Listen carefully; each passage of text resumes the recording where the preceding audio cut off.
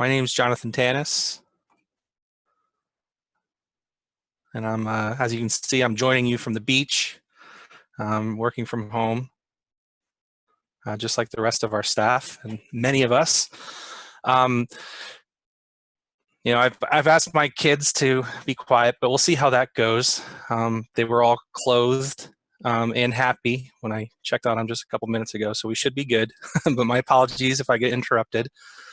We've got to be a little bit more graceful in these times. But again, thank you everybody for attending. We're going to be going through the Families First Coronavirus Response Act. All right, that's why we have over 100 people, over 100 people on the line.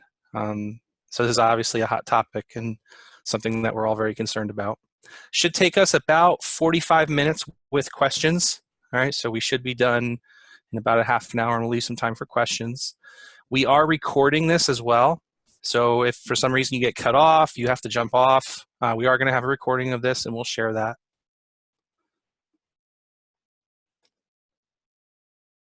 All right, but without further ado, we're going to get going, and I'm going to stop sharing my video and you'll just hear my voice. All right.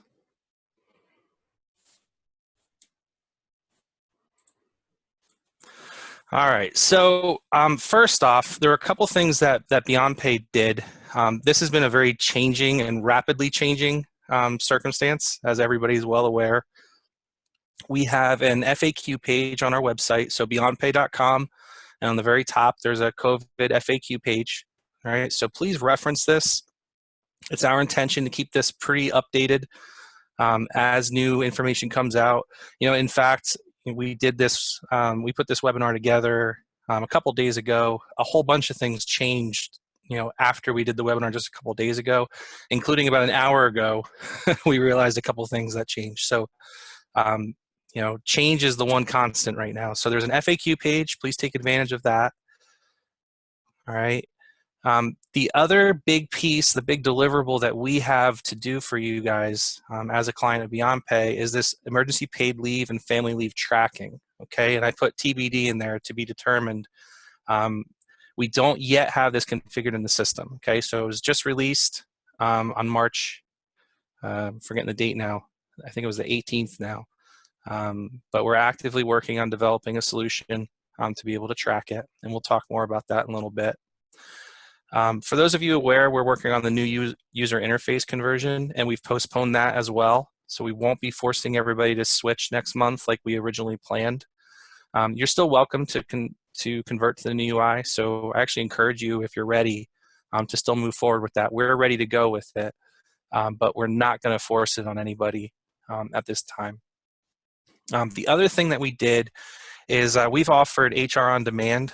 Many of you probably aren't even aware that we offered this, but it's a service that we've offered for employers to give us a call and send emails to ask HR questions, and we're opening that for free. So you guys are welcome to start using that right away.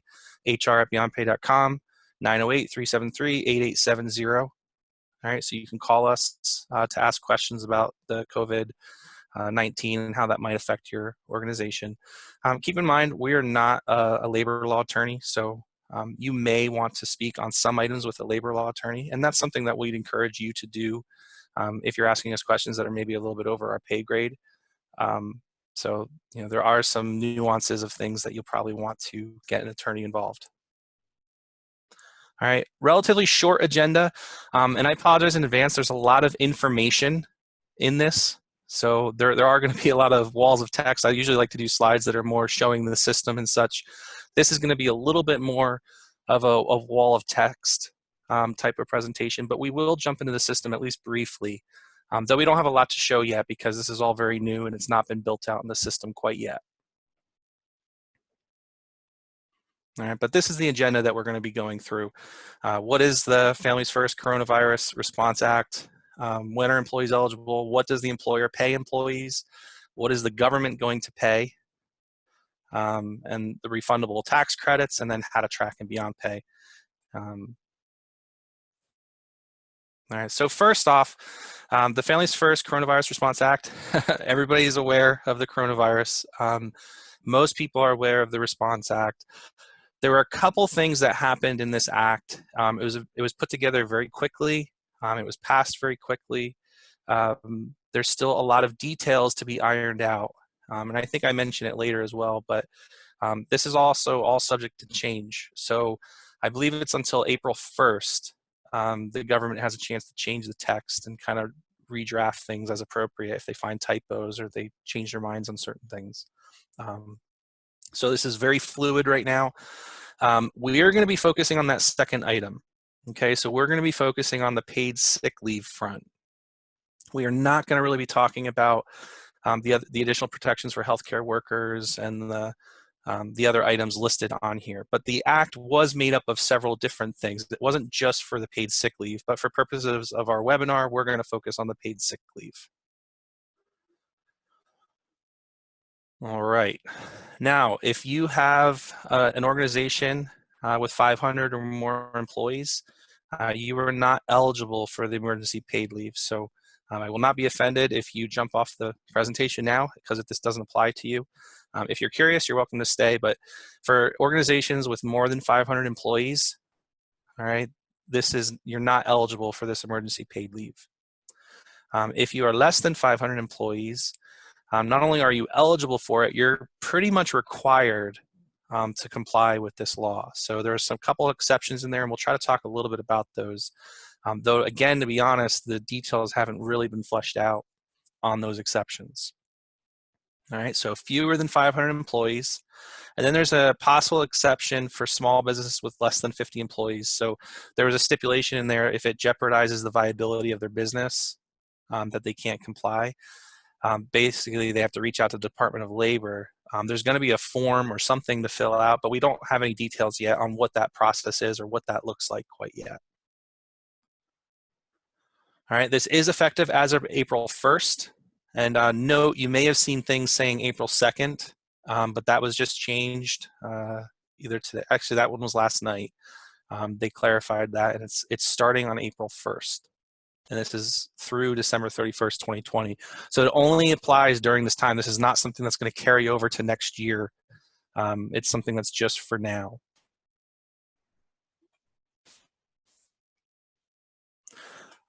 All right. Now, and I still have April 2nd here, so that's a typo. That should be April 1st. Oh, and also some housekeeping. So in this Zoom meeting that we're on right now, there is a question and answer section. Feel free to ask questions, and we'll get to some questions at the end. I've also got Jason Zahn on with me, and he's going to help me answer questions as we go. He's also going to jump in and interrupt me, and if I make a mistake and say something that's not true or was unclear or something. So he's going to be helping me out as well. But feel free to use that questions and answers spot, and then we'll get to those questions towards the end.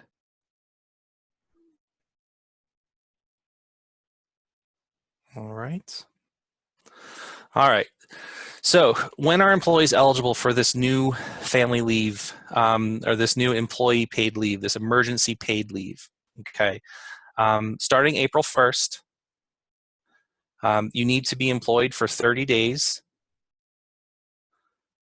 Okay. And then the employee cannot work due to COVID-19 related reasons. I will provide a copy of this slide to everybody when we're done as well, because I put some links to where you can find the details on this as well. So for example, if you want to dive into what does 30 days of employment mean, you can read that. So I've got a couple helpful links at the end of this too to dive into more details, or again, ask questions. I won't claim to know the answers to every question, but I've got at least a good working knowledge of how it relates to the paid leave law. All right, so there's two primary things going on. In the actual law, it's actually 6 things. So they list out 6 reasons. I'm kind of summarizing them into 1 and 2 here. Basically, if the employee is unable to work because they themselves are affected by COVID-19, that's one thing. That's one reason. The other reason is if a family member or child prevents the employee from working. So they have to care for somebody due to COVID. So the children's schools are closed, right? That's affecting most people where everybody's schools are closed. That is a reason to be able to take leave under this law. All right, so that's one of the eligibility reasons. But just because you can't work not due to a COVID reason has nothing to do with this law. All right, so this is specific to COVID-19 related reasons.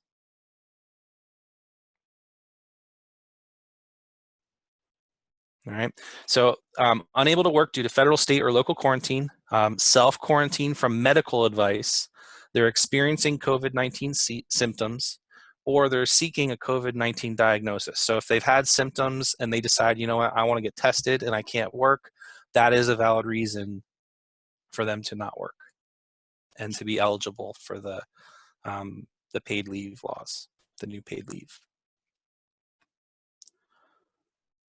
All right, so how much do employees receive? So if they're unable to work due to quarantine, so this is the first box of reasons, right? So in the previous slide right here, they're unable to work due to themselves versus unable to work due to a family member or child, right? Those are the two reasons. Again, there are 6 technically in the law. I'm grouping them into 2 reasons. All right, so for the first reason, if you're unable to work yourself, you're eligible for 80 hours of paid sick leave. That's going to be your regular rate of pay, up to $511 per day for a total of 10 days. All right, if you're a part-time employee, you receive the equivalent number of hours they would work on average during a 2-week period. So it's up to 80 hours. So if you're a part-time worker, and again, I provided a link here if you want to dive into the details of exactly how to calculate a part-time worker. It kind of boils down to reasonableness and your best effort guess at how many hours they were going to work. So you can look back and calculate that based on averages over the last 6 months. But there's some stipulations there if they haven't been working for 6 months. So it's really a reasonable test to try to figure out how many hours do we think they would have worked if they were to have worked during those, the next period of 80, the next 2 weeks basically, the next pay period.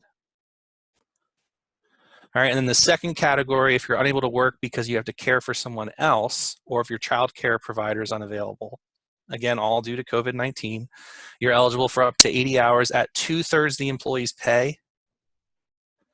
And I actually missed, it's actually $200 per day. I left that out on the slide, and I'll just add that later. All right, so the second category down here, all right, you're eligible for 2/3 the employee's pay. All right, and we'll get into the expanded 10 weeks that are going on too.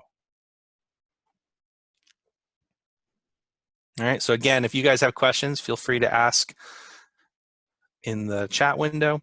The big thing here to keep in mind, this is paid by the company.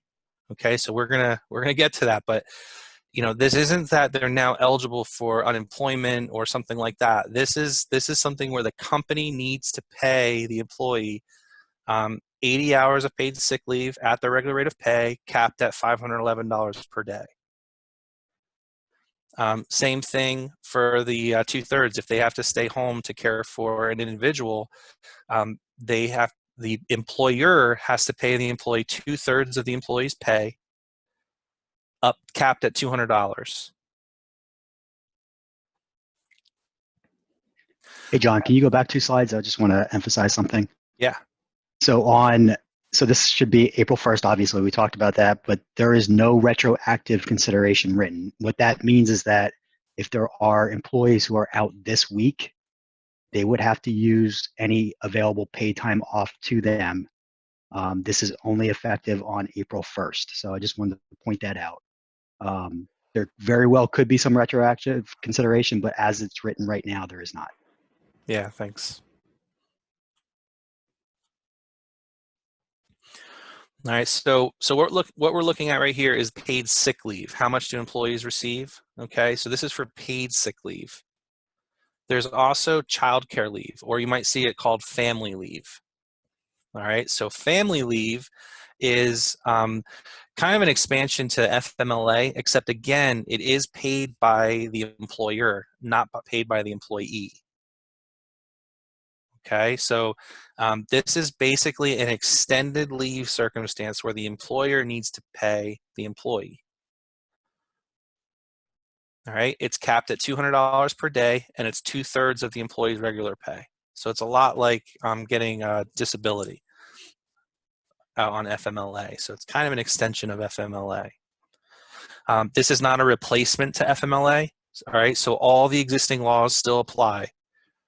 So if somebody needs to leave work for a qualified reason and they're eligible, they can still get FMLA for paid leave, and those protections are all in place. This is in addition to. This is a kind of a separate clause, a separate circumstance, completely centered around COVID-19.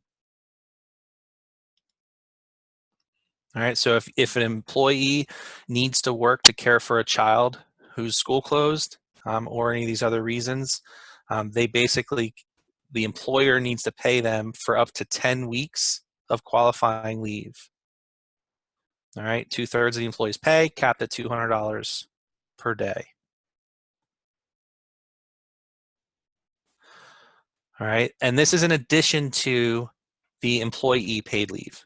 Okay, so in the previous slide, all right, we've got two separate reasons. You can either take 2 weeks at your full regular rate of pay if you yourself have COVID symptoms, or you get the virus and you need to, or your work is closed and you can't work. All right, so you get this for 2 weeks, or you get it for 2 weeks under the 2/3 pay if you have to take care of somebody else. You can't get both either. That was a pretty commonly asked question right here. You know, can I take the 2 weeks at my full regular rate of pay to take care of myself, and then can I take 2 weeks to take care of my child because then they got sick? That's not allowed. So you can't get 2 weeks of one and then 2 weeks of the other. So you get 2 weeks of either or of these, and then you can get 10 weeks of the extended family leave, or the child care leave, which I'm calling it.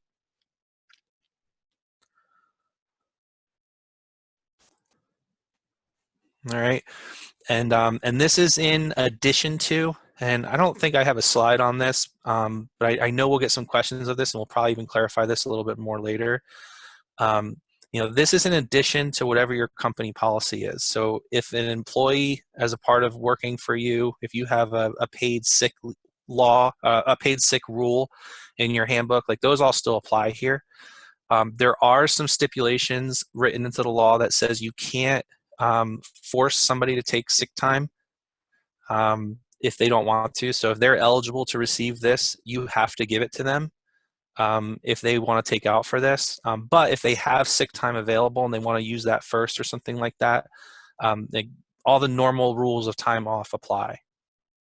All right, so whatever you've arranged with the employee, whatever your employment agreement is, whatever you have as your company policy, whatever they've earned for sick time, PTO, however you track that, you know, this is pretty much in addition to that. But that'll be a really common question. We can flesh that out if you guys have questions on that later too. All right, so this is the other important part. So what does the government pay the employer? Okay, so companies with less than 500 employees are required now to pay their employees for up to 80 hours and then up to 10 weeks of the extended family leave. The government is paying 100%. All right, so the government is paying 100% of what you pay out to the employee in gross wages. All right, so it's 100% of the employee's pay up to $511 per day for a total of 10 days. And then if they're unable to work to care for a family member, it's $200. It's capped at $200 per day. It's 2/3 of their regular salary, capped at $200 per day. And then the extended child care leave is 2/3 of the employee's regular pay, capped at $200 per day, or $10,000 on the aggregate. All right, so that's gross wages. All right, technically the employer still has to pay employer taxes for Medicare. So the 1.45% they still have to pay.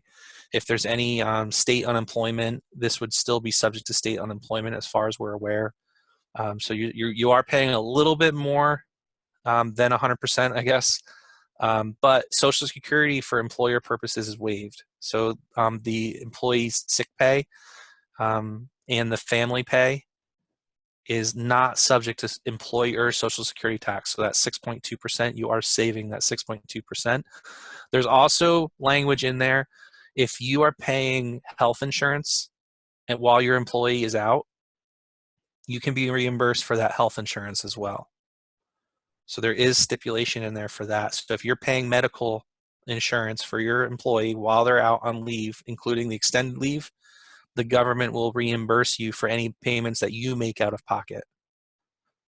All right. You cannot take anything that the employee deducts. So if the employee is contributing towards a medical plan, you don't get to get credit for that. But anything that you pay out of pocket, you get credit for that as well.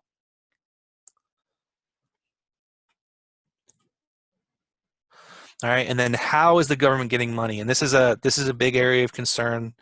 There's a lot of implications that are going to come out of this too. And I think this is where the bulk of our questions are going to lie. So refundable tax credits. This is going to offset your federal tax deposits. All right, it's technically a part of FICA taxes where it's going to be kind of written. Now, we don't have copies of the 941, and this is effective April 1st, so it's not going to be, there's nothing that you're going to be able to do for the first quarter. So really, you're not going to be filing, we haven't even gotten copies of the 941 returns that are going to be changing for the end of June for the second quarter filings. All right, so we don't have the details of exactly how this is reported, but it is very clear that you can offset federal tax deposits. Okay, so you can get your money a little bit sooner rather than waiting for the end of the quarter. There's also going to be a form to be determined. The government hasn't released it yet that I'm aware of, but there's going to be a form that you can fill out to get money sooner. Okay, so if you're under hardship and you can't afford to pay this emergency paid leave because you don't have the wages, there's going to be a form that you can fill out to accelerate the tax credits of that money. Now, some implications to that, nothing that the government does is usually overly quick.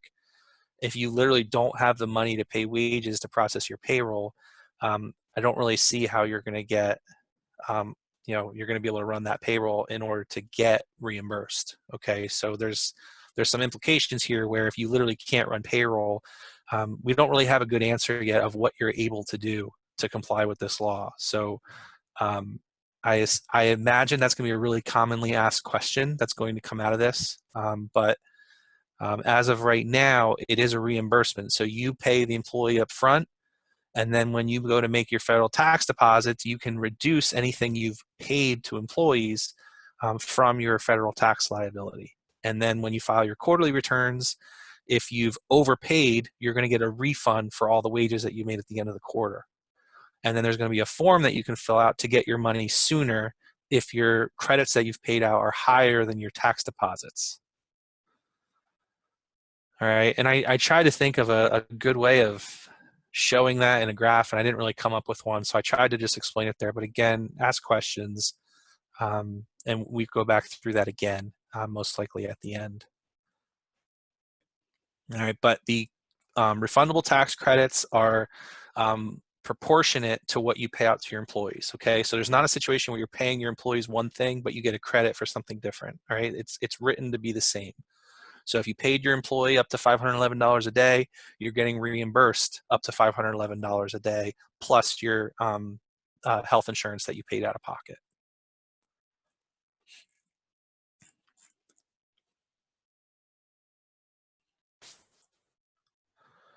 All right, so a couple items of note, and I may have already mentioned some of this. Employers must post a notice that advises employees of their rights under the Act. All right, it's called the model notice. Right, and I shared a link to that. You can get it already. They just released it, I think today, about 2 hours ago. They just released it or so. So we can get copies of those posters now. I'll also share a good link to the DOL site. They've really done a good job of summarizing this. If you want to read the law of the text, it's kind of, I mean, it's a tax law. It's pretty tough to read. But the summaries that they put out and the FAQs they put out has actually been pretty good. So I'll share a link to that as well. So this is an FMLA Expansion Act. Okay, so normally FMLA only applies to employers with more than 50 employees and 1,250 hours for at least 12 months of work. Okay, so that was a pretty big summary right there. I know there's more to it, but so this is an expansion of FMLA. All right, it's an expansion of FMLA, and it's requiring that the employers pay the money up front, right? And the whole goal is they're trying to get money to employees as quickly as possible, whereas if they have to file for disability or unemployment, there's often delays there. So they're trying to get it where the employer can pay them right away, and then they get reimbursed. So temporarily, all employers with fewer than 500 employees that work for at least 30 days may receive FMLA for an extended period of time. And an eligible employee may take up to 12 weeks of leave, 2 weeks unpaid, or use the emergency paid leave during that time if he or she is unable to work.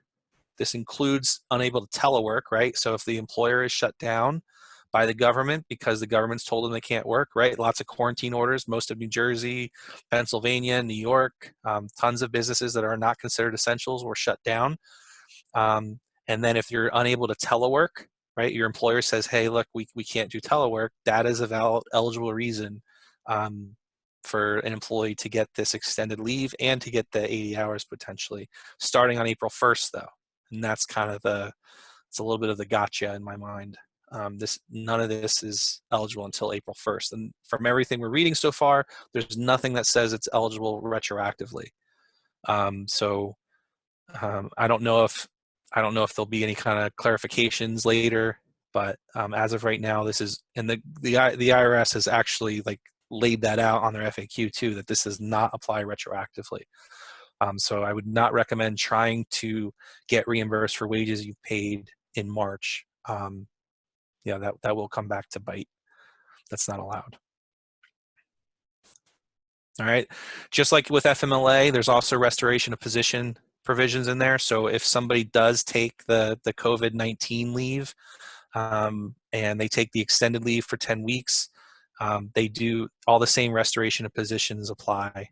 Now, if the position was eliminated, right, there are some stipulations in there. And also keep in mind there's the less than 50 employee exemption that you can apply for. All right, so you can apply for exemption from this, and we'll talk more about that. All right, also important, there's a non-enforcement period for 30 days from the effective date. So basically the month of April, there is a non-enforcement period as long as the employer has acted in reasonably and in good faith to comply with the act. All right, so that's a pretty broad thing left open for interpretation, but basically the government has said they're not going to enforce what happens in April as long as you try to comply and acted reasonably.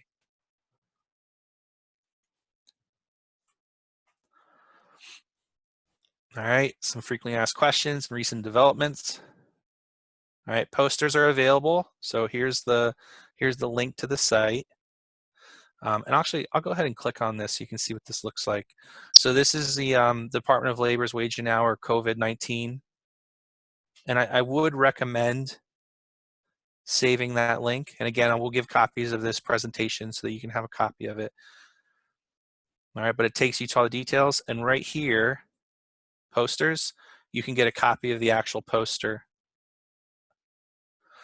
All right, so most people are working remotely. And then for anybody on site, you have to put it in a conspicuous place, just like you would your normal posters. Or you can email it to teleworkers. All right, so I wanted to share that link. The effective date is 4/1. I mentioned that. We thought it was going to be 4/2, but they clarified that. So how do I apply for the less than 50 employee exemption? So that's to be determined. So that was a question also asked in the FAQ on the IRS site, and that's still to be determined.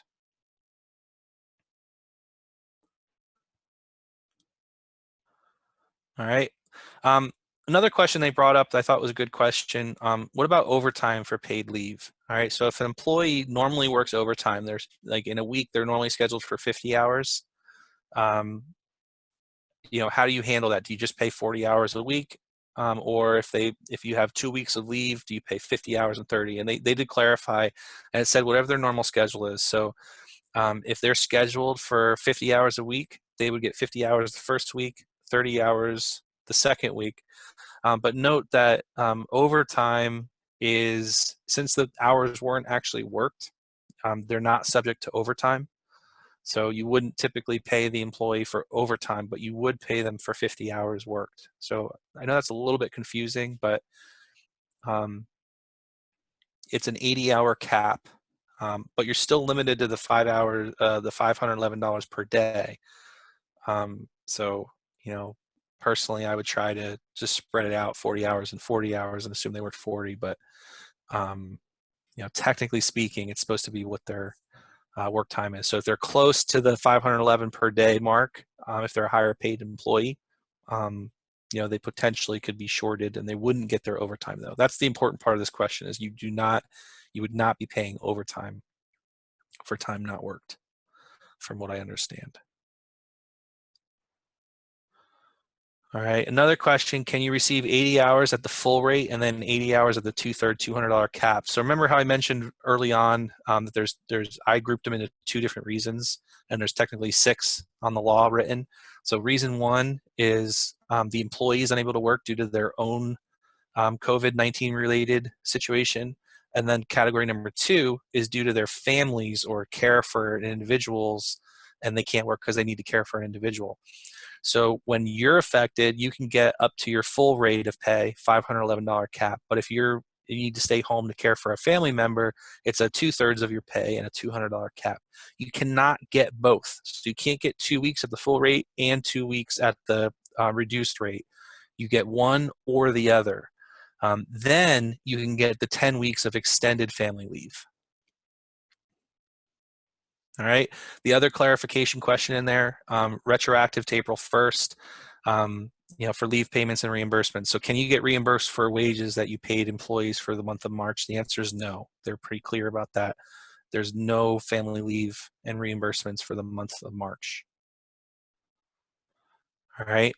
The other stipulation in there, regulations may change up until April 1st. So, you know, tomorrow, Friday, Saturday, Sunday, Monday, possibly Tuesday, maybe even Wednesday, but I doubt it. You know, that they could change, they could kind of flip some of these rules, and I might be doing another webinar next week to explain the differences. So, you know, to be determined. And then just, you know, we're not going to go through all these links, but I just put a couple useful links. So the first one is the one I just showed you on the IRS site showing the summaries. This one is the actual bill itself. So if you want to look into the actual, the source document itself. I'm also a big fan of SHRM, the Society of Human Resource Management. So I shared a link there. I think they put out some really good content. I've been following that and paying attention to what they say there. And then I put BeyondPay's link as well, where we'll put some more webinars in the future. So I just wanted to share that. We actually have a lot of questions. So I was going to be showing things in BeyondPay next, but I think I want to leave some room to answer some of these questions because that's going to be a little bit more important. And I will share too that you know, in BeyondPay, in the system itself, we don't really have a good way of tracking this yet. So ultimately, what we're going to end up doing is creating a time off code, and that's easy to do. So we'll have a time off code for the paid leave, the emergency paid leave, and then we'll have a separate time off code for extended family leave. Okay, so there'll be 2 time off codes to use. The part that's not ready yet is those earnings have a special taxability that's basically, quite honestly, has never been done before. So the government's never had something subject to Social Security for employees, but not subject to Social Security for employers. All right, so that's the unique thing that we're going to have to program and development's going to have to do in there. But basically, to track this in BeyondPay, starting April 1st, right? So we can't do anything until April 1st. You will be able to start tracking employees that go out on leave for COVID-19 purposes. And then they're going to be capped at $511 if they're going out for their own reasons. They're going to be capped at $200 or 2/3 of their pay if they're going out to care for a family member. And then they can get the extended family leave at the 2/3. So we'll be tracking all 3 of those items as a time off code that'll flow through to earnings. If you're using time and attendance, it'll just be another time off that employees can request, or managers can place on employees' timesheets. If you're not using time and attendance, you can key it directly into payroll. But more details to follow. We'll definitely have a brief webinar showing how to set that up.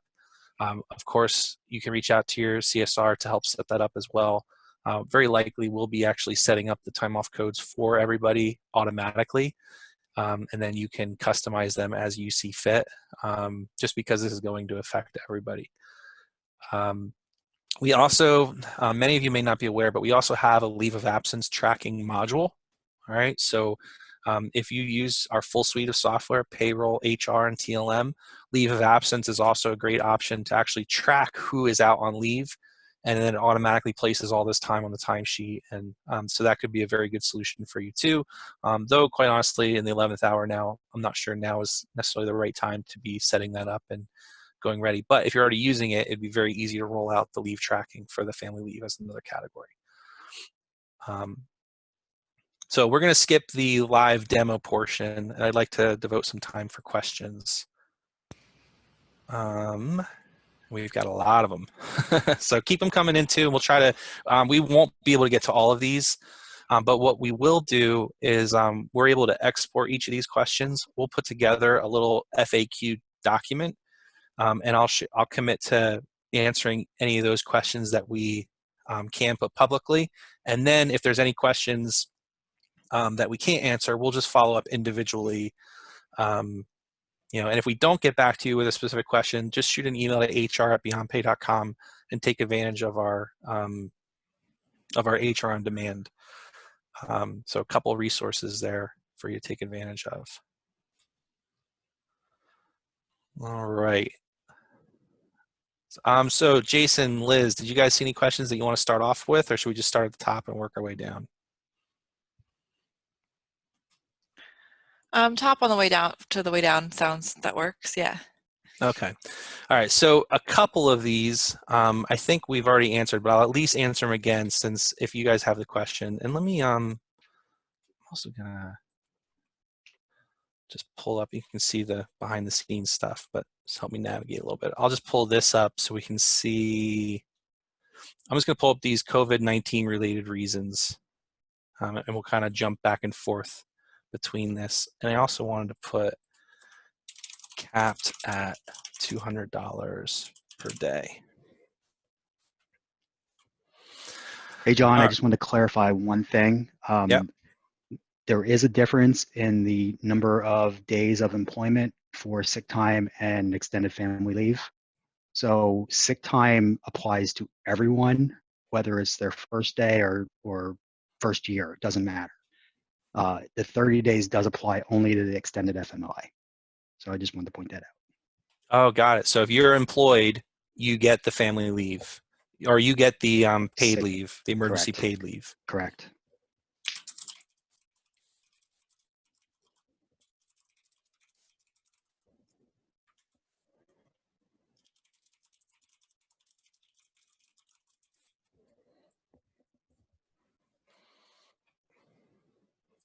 All right. All right. So one question is: being deemed non-essential, you cannot go to the office and cannot work from home, a COVID-related reasons. Yes, if your business was ordered to close, I'll clarify that a little bit. So if your business was ordered to close by the government, if your business was not considered essential, and then the employee is not able to telework, that is a valid reason. That is a COVID-related reason starting April 1st.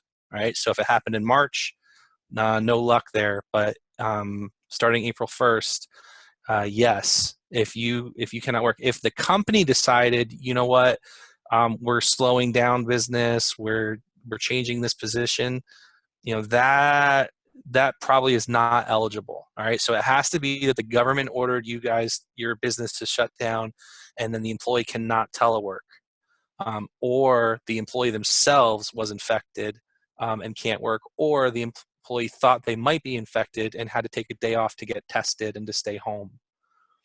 And if the employee gets the flu, right? This is another common question. The employee gets the flu and they think they might have COVID, so they take a day off to get tested. That's eligible for the paid leave. The results come back, they don't have COVID-19. Now it's just normal paid PTO. It's normal time off. Okay, so once you get that negative test, it's no longer eligible for the first day is, and maybe even the second day if while they were getting tested and they thought they might have the symptoms, but once it's confirmed they don't have it, now they can't continue to receive the emergency paid leave. It would have to switch to other types of time off or unpaid time. A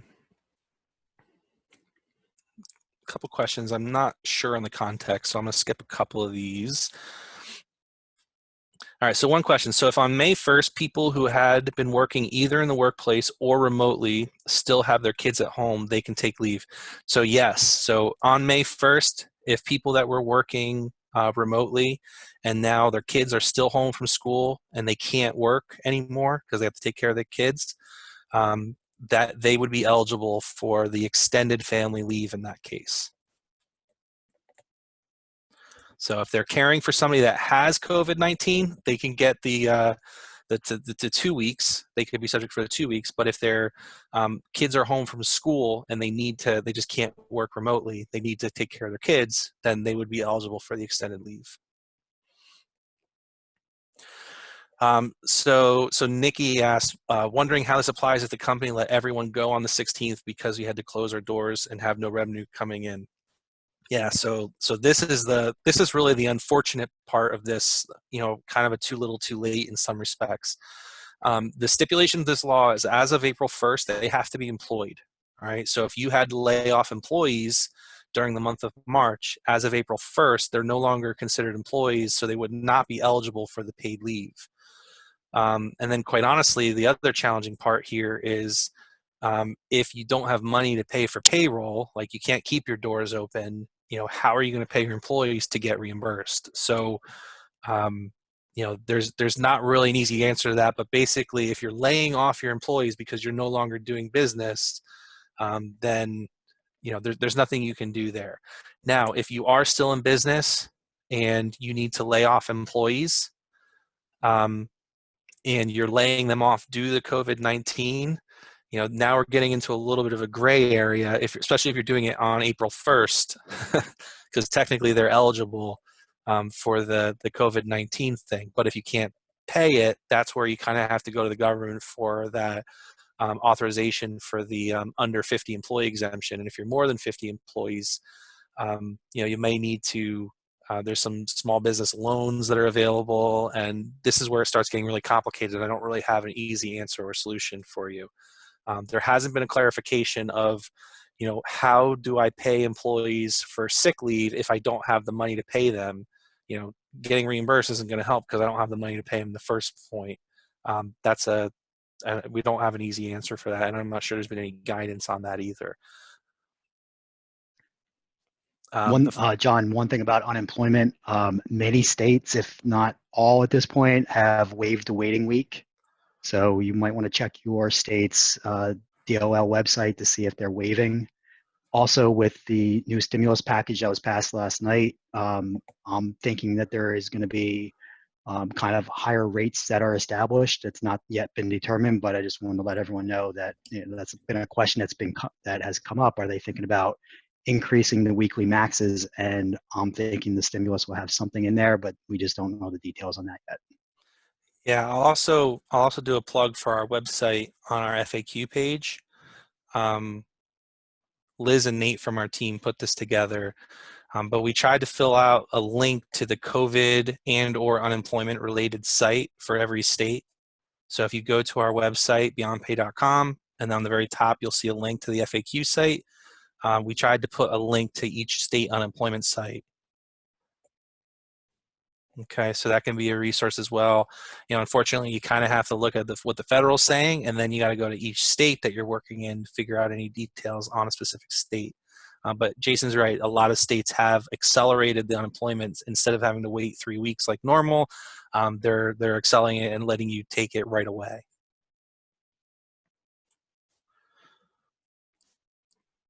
Another question, does $511 max per day assume an 8-hour day? It does not. So it can be, if you're scheduled to work 10 hours a day, that max could be, that max could be 10 times their hourly rate, still capped at the 511 per day. Also, if you're calculating overtime in there, you can't calculate overtime at 1.5 times their hourly rate of pay in that case.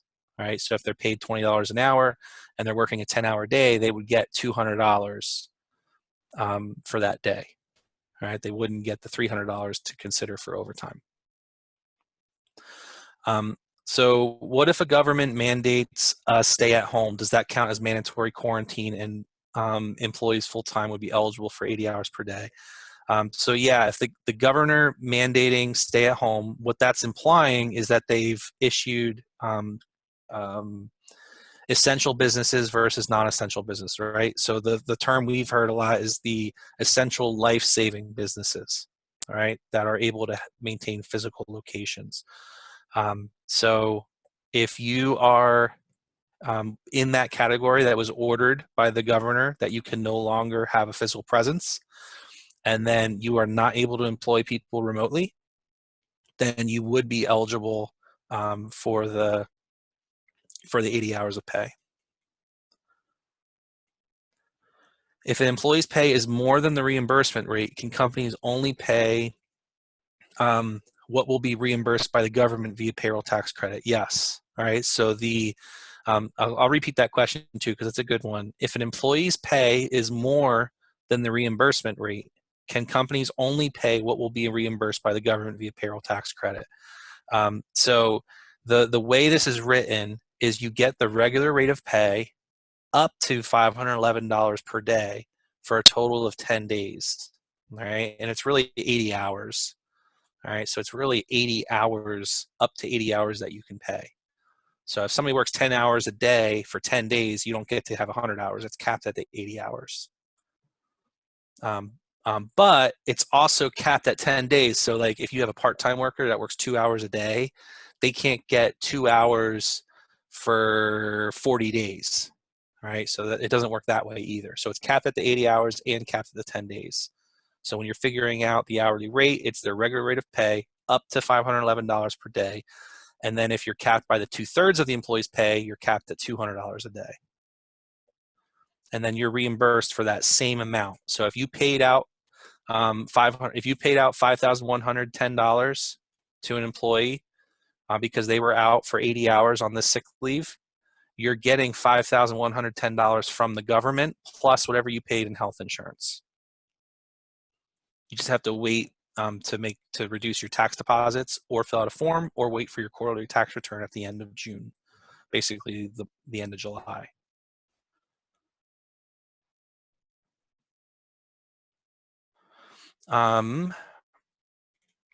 If someone has been categorized as non-essential and are being mandated to stay home, is that considered number one?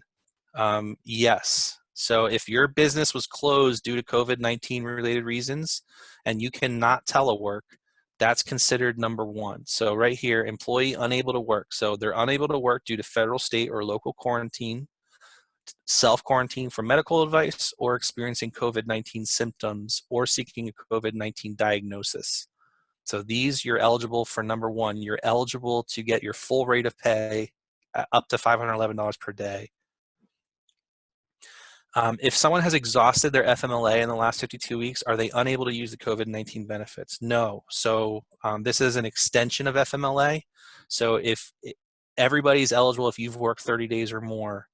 I don't know, Jason, maybe you could help, but one nuance of that, what happens if somebody's currently on FMLA and they were supposed to come back? I'm not sure how that would work. Yeah, so they would continue on their current FMLA, and then once released from the doctor to return, if they needed to take advantage of the extended FMLA, they would have their full 2 weeks plus 10 weeks if there was a child care issue. Got it.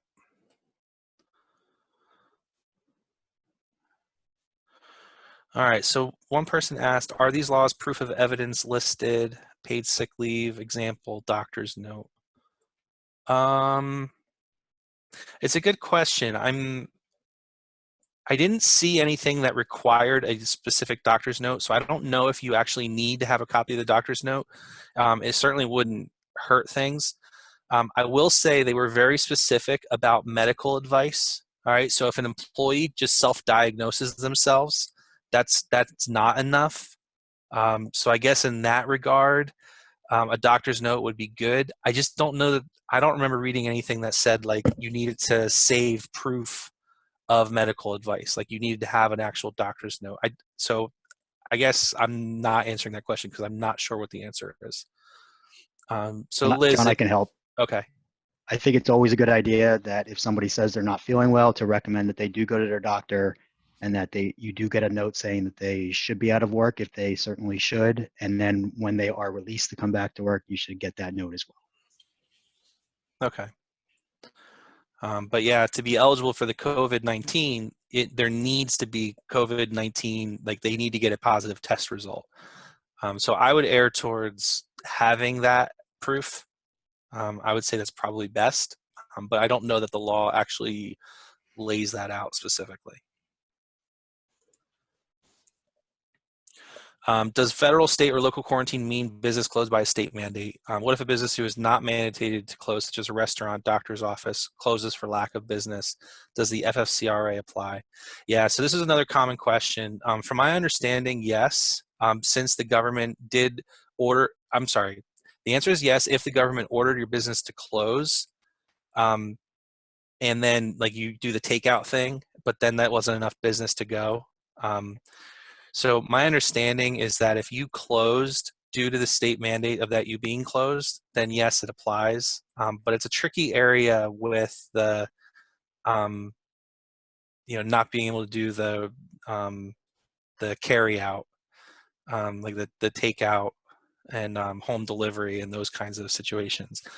The other thing that's tricky is a lot of this already happened. So if you've already closed your business, then you're really not eligible for the paid leave unless you reopen and are able to rehire employees and then let them go on leave, which would be complicated from a cash flow standpoint.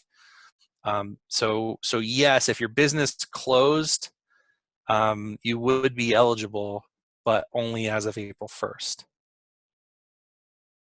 So it's kind of answer.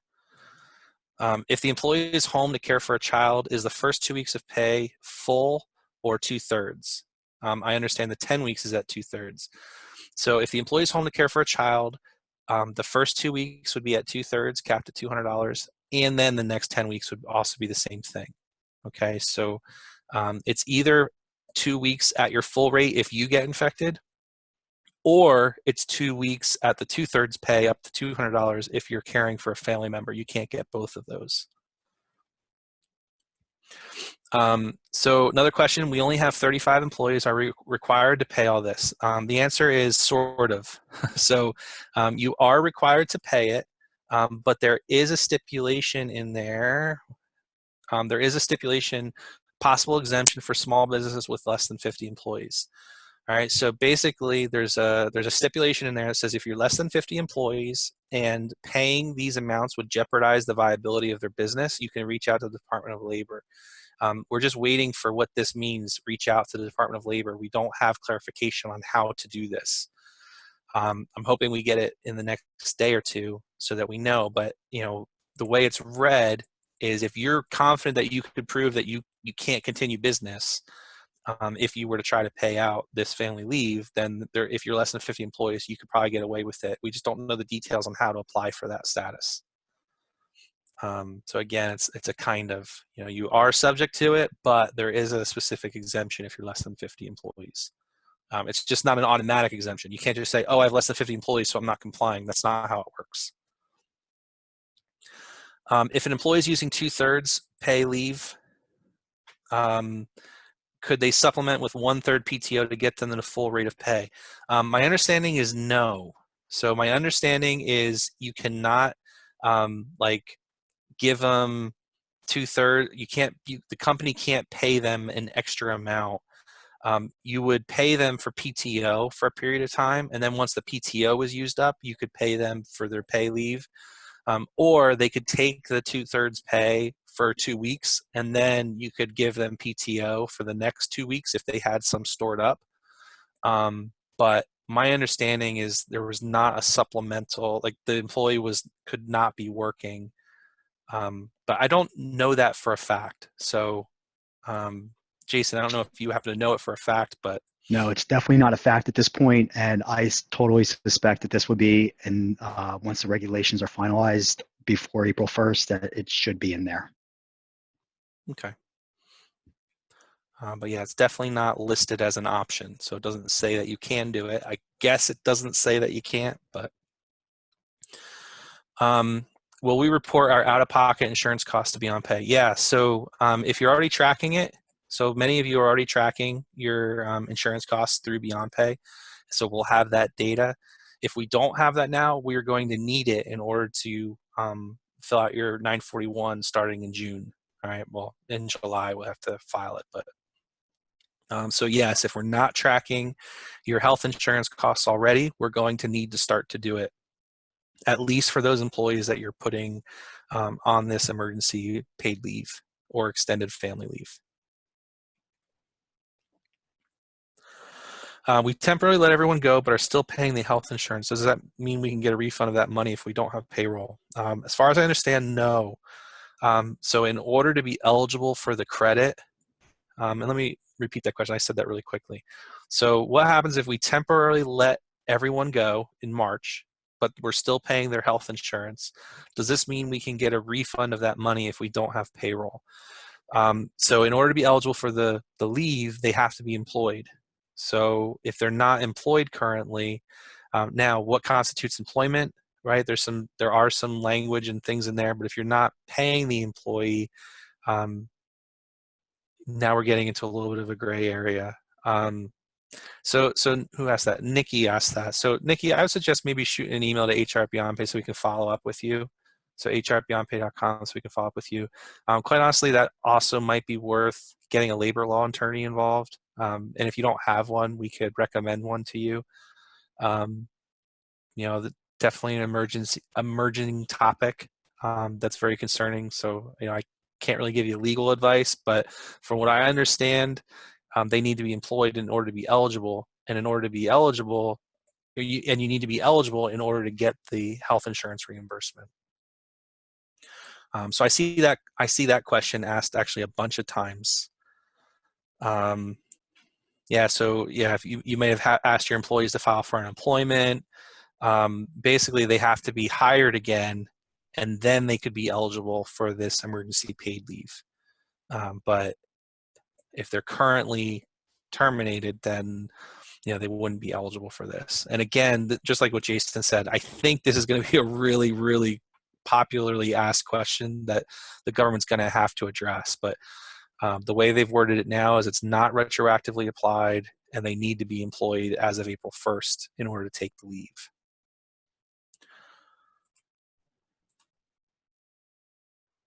Let's see here.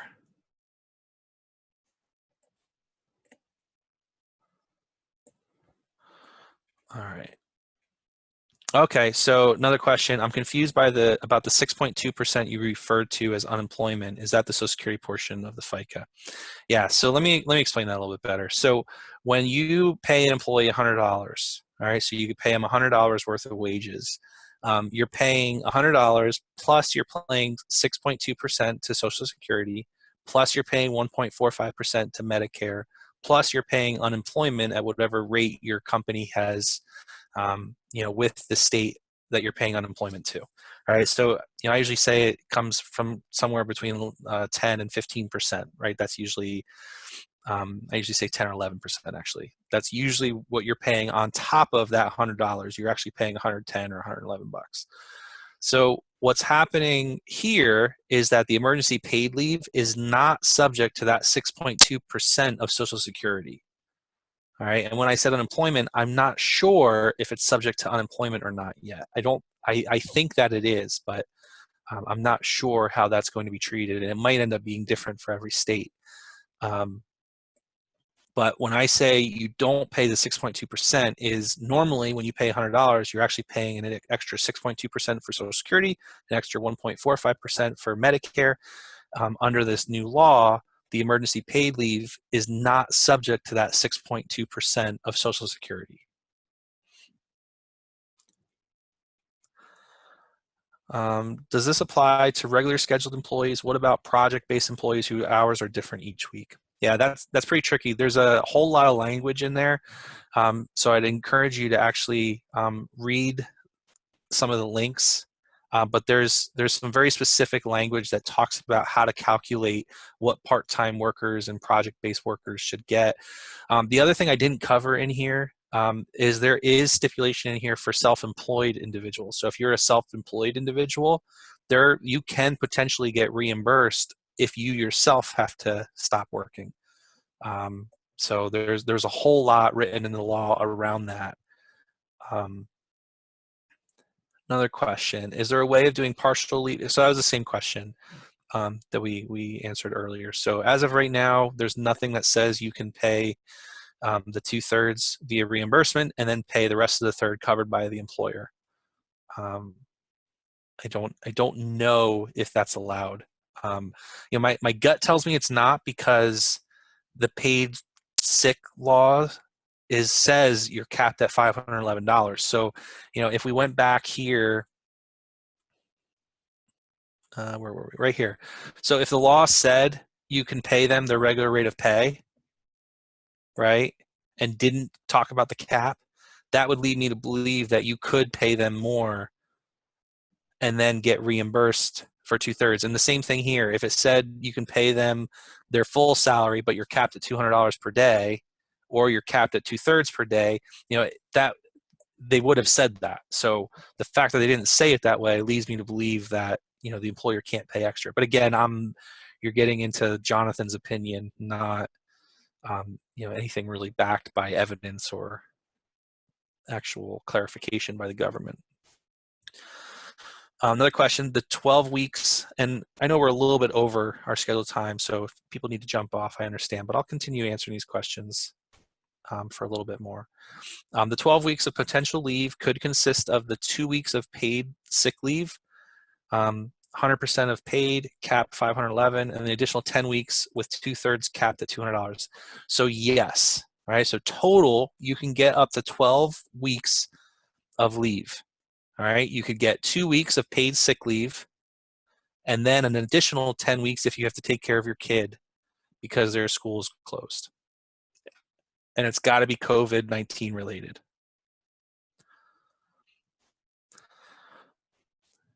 My laid off hourly employees will want to know how this will affect their unemployment benefits. This really won't affect their unemployment benefits. So, if they've already applied for unemployment, that's a totally separate thing. If they're no longer employed, they're not eligible for this as of April 1st. So unless you can rehire them and then allow them to go out, there's not really a stipulation in there otherwise. All right. Another good question. We got asked this a couple times this week. So any advice on how this works in conjunction with New York State paid family leave, the new provision to cover COVID-19 related leaves? So yeah, this is an emergency topic. The other similar question to this is, every state has their own disability rules. And, unfortunately for figuring this out is we basically have to take it on a case-by-case basis. So, the family leave, this federal family leave that we're talking about here, this is a federal law. This is specific to the federal law. Anything that's in addition to by any individual states, those would be in addition to. So, if New York is telling you one thing and the government's telling you another thing, again, I would encourage you to email hr@beyondpay.com and we can kind of help you navigate through it on an individual basis. To be honest, I am not familiar with New York or any state individually of what they've mandated of how it relates to COVID-19 yet. But we'd be happy to look into that for you. Yeah. John, let me jump in. So the states that do have, or the cities that do have mandated paid sick, this is over and above that. So you cannot force someone to use the original paid sick leave to cover this time. It has to be this time to cover it, the paid sick leave according to COVID-19. Got it. You say up to 80 hours. Do you accrue it or is it front loaded? Also, federal or shutdown in the state making people stay home, do they qualify for the paid sick leave? Yeah, so this is front loaded. So if you're employed, you get it right away. The 10 weeks is the 30-day requirement. So you need to be employed for 30 days to get it, but it is front loaded and you get it right away. It doesn't necessarily have to be consecutive either, though it can't exceed 80 hours. If an employee is requested to stay home because he is sick, no COVID-19, but for safety reasons, the company requests the employee to stay home for 2 weeks. Should pay sick leave be granted to the employee? All right, so good question. If we're talking about if he's being sent home because he is sick, so like if he has a symptom that is not COVID-19 related and you know it's not COVID-19, they would not be eligible for this. So like the whole stipulation of this is that it's related to COVID-19. Now, if you think he might be experiencing COVID-19 symptoms and as a precaution you're saying he needs to stay home, yes, you, the employer, are telling them to go home. So they would need to go home.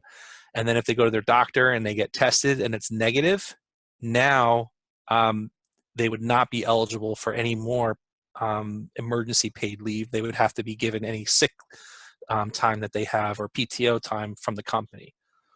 All right, so as long as if the company sends somebody home due to symptoms, okay, then that's eligible. So if you think you might have it, if the company thinks you might have it or the employee thinks you might have COVID-19, you are eligible for it. If you think you might have it, you go to the doctor, they say you don't have it, that's where you're no longer eligible for the COVID-19 going forward. You still get it because of the time that you were off. Leads to a couple gray areas, right? What if somebody says they're experiencing symptoms, but they don't go to the doctor? Can they just get the full 2 weeks? I don't know how to answer that. I mean, technically it sounds like you can. I don't know if that's going to come back and bite anybody, but if you're experiencing the symptoms but you don't get checked out, the law doesn't, from what I understand what the law says, I don't think it says anything about that. And it's perfectly acceptable to ask for a doctor's note. Yeah. Not with diagnosis, but just with the fact that they were there and whether they're able to return to work or needs to be self-quarantined. Another question, do I need to tell my other employees if somebody has COVID-19? So this is kind of a complicated one. Basically, you've got some requirements under the what is Jason, the ADA, right? Where you're not supposed to, the privacy HIPAA. laws under HIPAA. So there are some rules where you're not supposed to share medical. I think it's under the ADA, but anyway, where you can't share, people's sicknesses with other employees. All right. But there's also, in the interest of, you have to ensure the health and welfare of your other employees. What I would recommend, and I actually saw somebody else, another labor law attorney, approve this, but he suggested try to get it in writing from the employee and just try to ask him, hey, is it okay if we share that you have this so we can kind of allow our employees to be better prepared and protected? And if they say yes and you have it in writing, now it's safe to at least share that. But if they say no, that's where you got to use your best judgment, right? So you're balancing protecting the employee's privacy and protecting your other employee's health. And that's when you might want to talk to a labor law attorney to get a more solid answer on that. But if you can get it in writing with permission to share it with the rest of the team, that's going to be your best course of action. Yeah, one more thing on that. If the employee does not authorize you to disclose the health information, it is a good idea to let the other employees know that they may have been exposed without letting them know who it was. Right.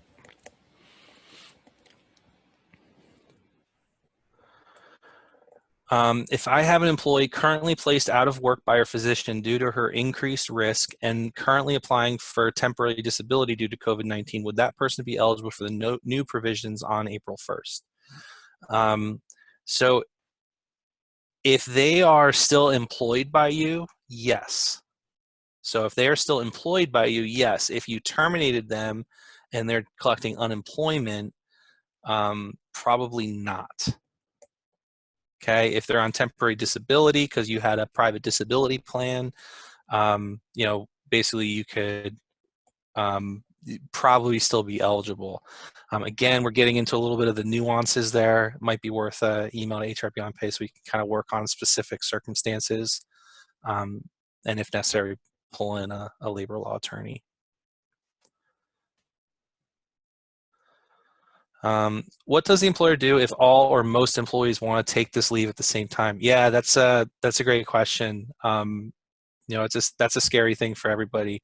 There are no, other than the small business exemption. So if you have less than 50 employees and you say complying with this law is going to put me out of business, and you can get approval from the government to get the small business exemption. Other than that, you have to comply with this. So what do you do if you don't have enough money to cover payroll?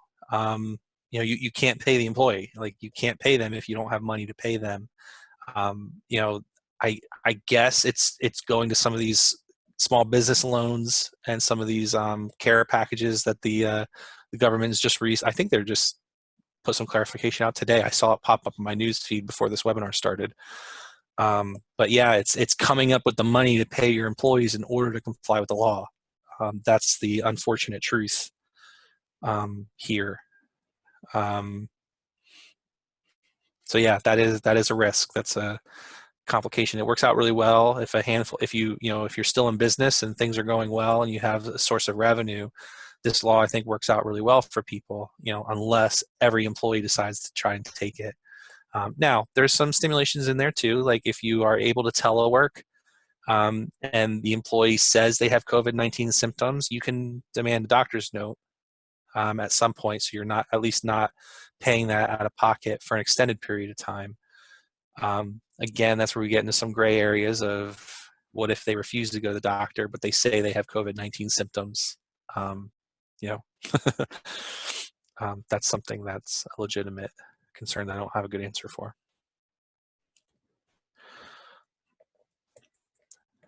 Most of our employees have worked for our organization 30 days in the aggregate, but not 30 days in a row. Do they qualify for extended family leave for the time they were scheduled to work? Jason, do you know the answer to that question? I don't know the answer to that question. I don't. It's very vague, and I suspect that will be in the regulations that come out prior to April 1st. Okay.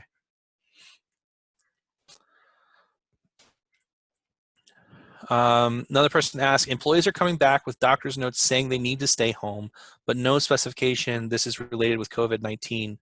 Not pay sick leave, correct, PTO only. Yeah, so if they're getting a doctor's note and it turns out not to be COVID-19 related, you're not eligible for the paid leave as of April 1st. So the employee needs to say it's related to COVID-19 if they're going out from work and they're getting a doctor's note. If they're not willing to share what the reason is, you can't just assume that it's COVID-19. If they were smart, they would probably try to take advantage of the law. But otherwise, yeah, you could use the PTO. So yeah, there's never a stipulation. You're allowed to pay your employees PTO, sick time for COVID related things. So that's not changed. What this COVID-19, what this Families First Act is doing is it's saying you can't force the employee to take PTO or sick time instead of taking advantage of this paid sick leave. Okay, so if the employee wants to take PTO first and then start taking the COVID-19 stuff, they can do that. But you can't force the employee to do it. Like, they have to be eligible for this. Another person asked, must an employee provide a doctor's note? So I think we answered that, but the answer is we're not sure. It's a good idea to get a doctor's note if you can. You do want to make sure you document that it's related to COVID-19. It has to be related to COVID-19. If they're just not feeling good, that you have to clarify that they don't feel good and they're worried that it has to do with COVID-19. How to receive the credit for the employer portion of health insurance. It's going to be filled out on your 941. So you're going to be tracking it, and BeyondPay is going to help you track it. So we'll be tracking all the wages you paid, and then you'd have to track the health insurance that they're being reimbursed for. And then you can offset that by your federal tax deposit. If your federal tax deposit is negative, All right, there's going to be a form that you can fill out with the government to get your money back sooner. Otherwise, you need to wait till you file your 941 at the end of the quarter. The new 941 is not yet available. We don't know what that's going to look like yet. We also don't know what we're going to need to track in order to, even file a 941. Like, are they going to have an employee schedule of every employee and, how much they had off? We don't know what that's going to look like. Any cap on health insurance reimbursement? I'm not sure. I don't remember seeing a cap, but there very well could be a cap written in there. It's only for health insurance, so you can't do dental, vision, other kinds of benefits. But I'm not sure if there was a cap defined. My guess is that's going to be one of those things in the regulations, because it was a pretty vague, in my opinion, it was kind of a vague answer the way it was written. It's like, oh, and they can get reimbursed for health insurance. So it's like, okay, what does that mean? How are symptoms defined? Any or all? I don't know that was written out exactly either. So I would go by the WHO guidelines.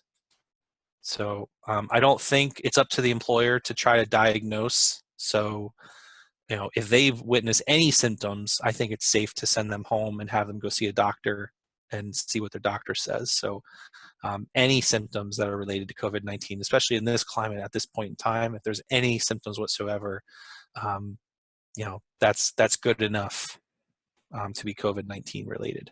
Yeah, and those symptoms from the WHO is they are cough, fever, and shortness of breath.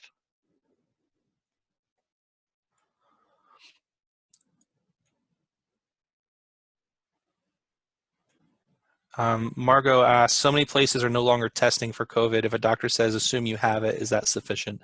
I would say yes. Again, you might want to talk to an attorney about that to get a official answer to rely on. But you got to work with what you have. So if you get a doctor's note that says, assume you have it, then you might kind of have to go by that.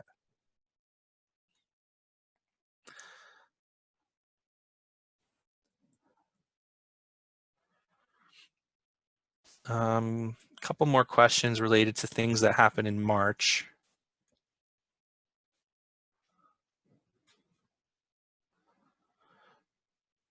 Do employees have to use their paid time off before these additional hours can be taken? No. So employees do not have to use all of their paid time off before the additional hours can be taken.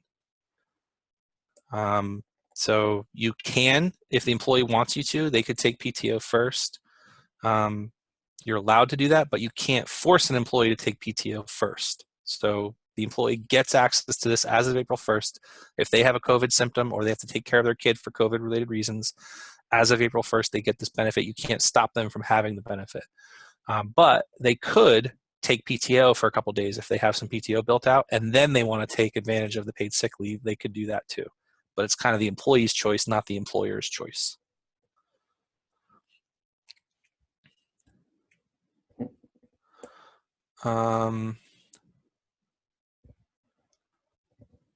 So what if an employee is self-quarantined not due to doctor's advice, but due to someone they had contact with or their families? Yeah, this is a tricky one. There's nothing in here that says there's nothing in here that says if an employee thinks they may have become infected. All right, and it's a bit of a gray area because now if the government has said, like maybe the government's dictated that you're not allowed to go to work. So some areas it is like that. So if you were in a location that had COVID-19, you're being ordered to self-quarantine. All right, that's good enough. The government just ordered you to quarantine. You can't go to work. You can't work you can't telework. All right, that's a pretty more straightforward. But in cases where the government, where your governor for your state or city has not told you to self-quarantine, and you just choose to do it, that's probably not eligible, at least from what I read. That wasn't listed as a reason for taking off if you're self-quarantined, not under doctor's advice. If you have a symptom yourself, you're good. If you're seeking a COVID-19 diagnosis, you're good. So if you're going to a doctor, you're good. But if you're just self-quarantining just to play it safe. I wish that were a good enough reason, but I don't think it is. Again, not a lawyer. If you have some departments in your business unable to telework due to their job duties, but other departments are able to work, can those employees unable to work qualify? Yes, starting April 1st. So yeah, it's not necessarily a blanket for your whole company. If you have some people that can, some people that can't, the ones that can't, they would be eligible as of April 1st. Since BeyondPay does taxes and submits them through payroll, will they be doing the filing less through money through the new earnings record for leave recorded through our payroll? Make sure I reread that. Yeah, so the way we're planning on doing this, and again, this is changing quickly, but the way we're planning on doing this right now is as of April 1st, you'll start tracking the wages that were paid. And then there's going to be a form that you fill out to request the money from the government to get it sooner than you're waiting for the end of your tax return, right? So when we file a 941 in July for the second quarter, that's when you normally receive the refund. So what we're going to do is every payroll, you'll be able to fill out a form basically saying, I want to reduce my tax deposit by X amount. And then we'll use that to modify your tax deposit. I'm hoping we can come up with an automated way of doing this, so bear with us. But the way this is going to be a tricky coordination to do, right? Because of the way this is written. Basically, as you're paying payroll, we're going to reduce your tax liability. Okay, we're going to have a form that you fill out in order to reduce that tax liability. If you're reducing the tax liability to greater than zero, right, it's a negative amount, you're owed money from the government, there's a form that you fill out from the government in order to get that money. Otherwise, you wait till the end of the quarter, basically July, to get your refund of all the credits that are due.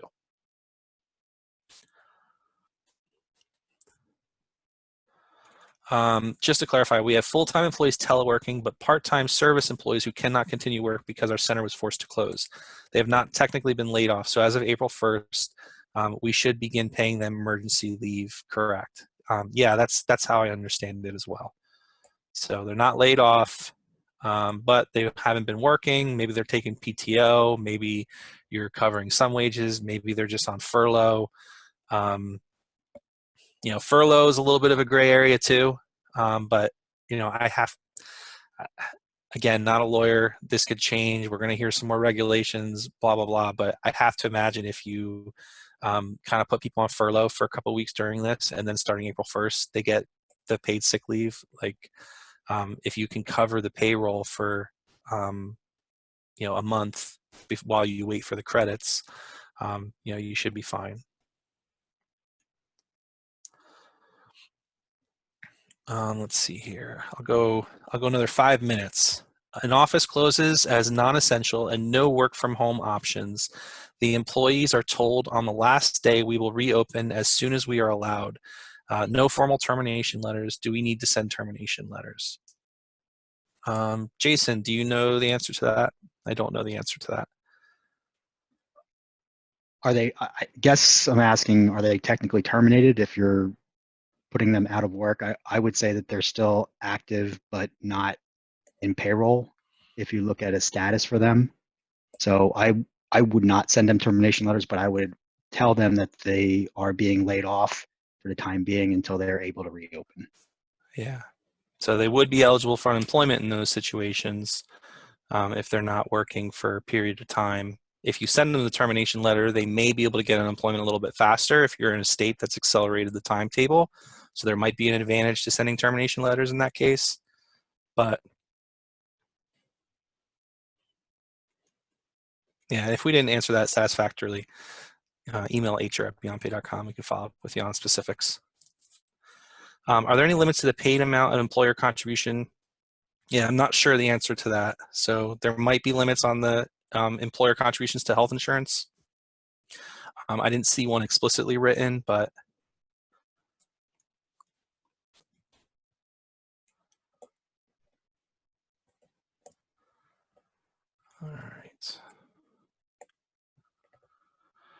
Can you speak more about employees on 1066 status? I don't know what 1066 status is. Probably 1099. Oh, okay. So for independent contractors. I didn't see anything in here for 1099s. I don't think they would be granted the same protections. They would be considered self-employed individuals, so they themselves might be able to do it as self-employed That's correct. individuals. So I'm pretty confident the company would not be able to, pay them for this and get reimbursed for it. I think I even remember reading that like they explicitly can't. So, but I don't know off the top of my head for sure. Yeah, 1099 employees are not technically employees. Got it. They're Okay. self-employed. Are there special provisions for nonprofits? Do the same rules of paying paid sick leave apply? I'm not aware of any special rules for nonprofits. It's for anybody less than 500 employees. And I think it's also actually for public employees too. So I think there might have been something in there if you work for the state or local government or federal government. I want to say this applies to you as well. Though in those cases, they're pretty much just being paid regardless, from my understanding. For payout to care for a child, is that done on the regular pay cycle? Yes. So this would be processed with your normally scheduled payrolls, and then you would get a credit back once you file your federal tax deposits.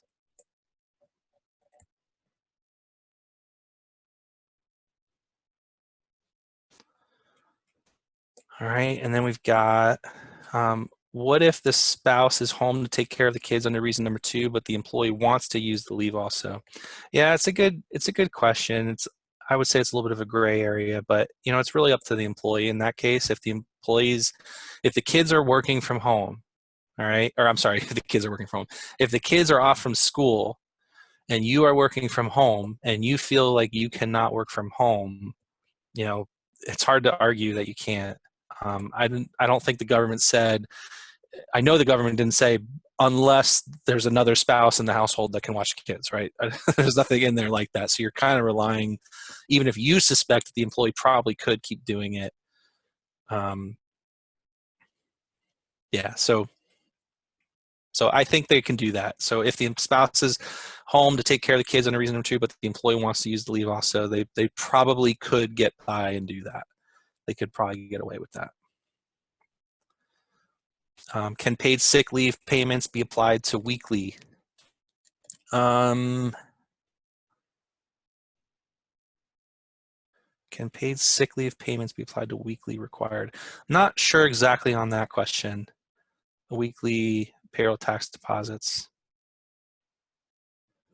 But yeah, I think I understand what you're asking. So when you make your paid sick leave payments, the company is going to be paying it on their check date, and then you would be able to offset your tax deposits, which are usually due the following week. All right, so let's say your check date is on Friday, and you paid an employee $1,000 on paid leave. Wednesday, right, we process your payroll, we would usually collect your taxes, and then BeyondPay pays your taxes on Wednesday, right? Your taxes are due on Wednesday. You are able to take whatever your tax liability is, your federal tax liability, FICA, so it looks at your FICA tax, and if that is $1,000 or more, you get to reduce that tax deposit by $1,000. If your tax liability is only $500, but you did a credit for $1,000, you can only reduce it to 0, and then you have to fill out a form with the government to get that extra $500 back. All right, that's what makes this very complicated. And quite honestly, you're gonna have to bear with us because it's going to require a lot of us to help coordinate this for you guys to make those payments and for you guys to get your money back.